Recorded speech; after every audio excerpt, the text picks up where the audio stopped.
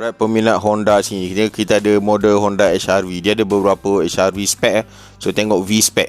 HR-V V spec tengok betul-betul sini 137,900, insurans 4082, anggaran kiraan. InsyaAllah ini yang betul lah ni.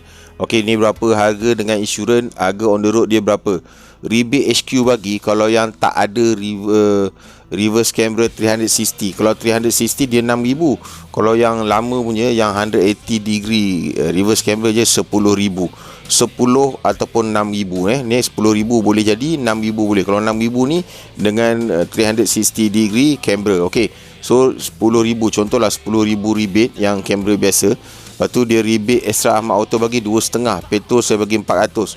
So sini extra saya bagi 2,900. 29. Kalau awak ada kereta ataupun motor Honda atas nama awak ataupun wife ke ataupun adik-beradik ke apa semua, dia ada spouse subject to Honda approval, dia akan ada 2,000 lagi extra rebate.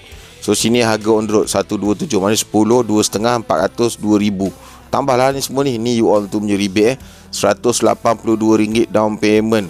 So loan dia 126,900, 1,407 monthly payment untuk Honda HR-V. Peminat Honda HR-V munculkan diri, beritahu saya kereta ni kalau yang nak betul, beritahu kita, insyaAllah kita bagi best offer to you all. Okay, so Ahmad Auto sini 016-3333-676 nombor saya. Jangan lupa kontak saya dekat sini, ni nombor dia 016 okay 3333-676. Okay, nombor saya, nombor situ boleh tengok kat situ.